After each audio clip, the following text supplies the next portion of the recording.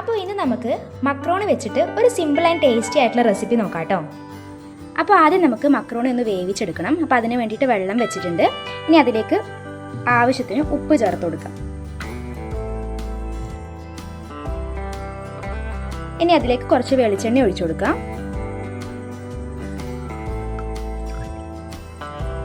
Macaroni add ചെയ്തിട്ട് നന്നായിട്ടൊന്ന് തിളച്ച് വരുന്നത് ഒഴിക്കുക. ഇനി നന്നായിട്ട് തിളച്ച് ഒന്ന് വെന്ത് വരണം. മക്രോണി നന്നായിട്ട് വേവിച്ചെടുത്തിട്ടുണ്ട്. ഇനി ഇതിൻ്റെ വെള്ളം നമുക്ക് ഊറ്റി കളയാനുണ്ട്. കളയാൻ പാടില്ല, ആ വെള്ളം നമുക്ക് ആവശ്യമുണ്ട് കേട്ടോ. അപ്പോൾ അതെടുത്ത് മാറ്റി വെക്കാം. അപ്പോൾ മക്രോണി റെഡിയാക്കാനായിട്ട് ആദ്യം നമുക്ക് കുറച്ച് വെളിച്ചെണ്ണ ഒന്ന് ചൂടാക്കി എടുക്കണം. ഇനി അതിലേക്ക് ചെറിയ കഷ്ണങ്ങളായി അരിഞ്ഞു വെച്ച വെളുത്തുള്ളി ചേർത്ത് കൊടുക്കുക. വെളുത്തുള്ളി ആദ്യം ഒന്ന് മൂപ്പിച്ചെടുക്കണം. വെളുത്തുള്ളി അത്യാവശ്യം ഒന്ന് മൂത്ത് വന്നാൽ ഇനി അതിലേക്ക് ചോപ്പ് ചെയ്ത് വെച്ചിട്ടുള്ള ഉള്ളിയാണ് ചേർത്ത് കൊടുക്കുന്നത്. അത്യാവശ്യം ഒരു മീഡിയം സൈസിലുള്ള ഉള്ളിയാണ് കേട്ടോ എടുത്തിട്ടുള്ളത്. ഒരു ചെറിയ തക്കാളി നന്നായി അരച്ചിട്ട് ഇനി അതാണ് ചേർത്ത് കൊടുക്കേണ്ടത്.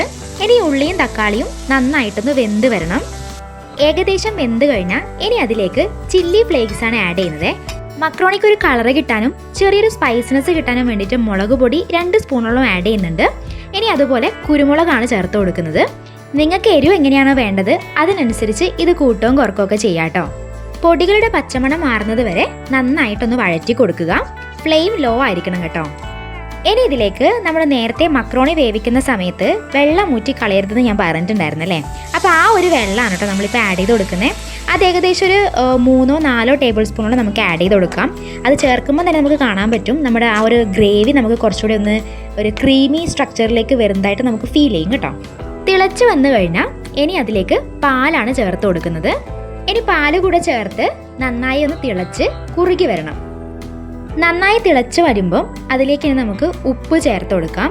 മക്രോണി നമ്മൾ ഉപ്പിട്ടിട്ട് വേവിച്ചതാണെങ്കിലും വെള്ളം ഊറ്റിയതുകൊണ്ട് ഉപ്പ് എന്തായാലും കുറവായിരിക്കും.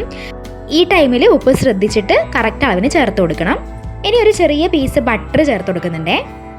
ബട്ടറൊക്കെ മെൽട്ടായി നല്ലൊരു ക്രീമി സ്ട്രക്ചർ ആകുമ്പം നമുക്കിതിലേക്ക് വേവിച്ച് വെച്ചിട്ടുള്ള മക്രോണി ആഡ് ചെയ്യാം.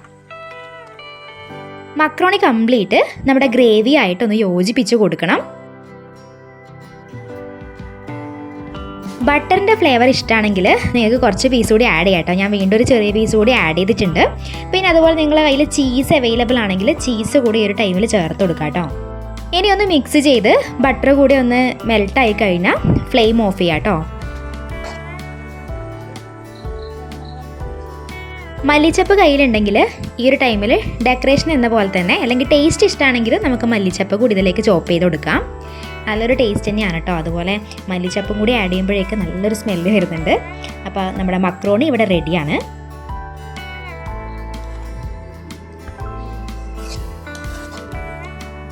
മിൽക്കും ബട്ടറും ഒക്കെ ചേർത്ത് സ്പൈസി ആയിട്ടൊരു മക്രോണി ഫസ്റ്റ് ടൈമാണ് കേട്ടോ ട്രൈ ചെയ്യുന്നത്. പക്ഷേ വളരെ ഇഷ്ടമായി, നല്ലൊരു റെസിപ്പി തന്നെയാണ്. നിങ്ങൾ എന്തായാലും ട്രൈ ചെയ്ത് നോക്കുക. ചാനൽ ഇഷ്ടമാകുന്നുണ്ടെങ്കിൽ സബ്സ്ക്രൈബ് ചെയ്യുക, സപ്പോർട്ട് ചെയ്യുക. അടുത്ത വീഡിയോ ആയിട്ട് നമുക്ക് ഉടനെ കാണാം.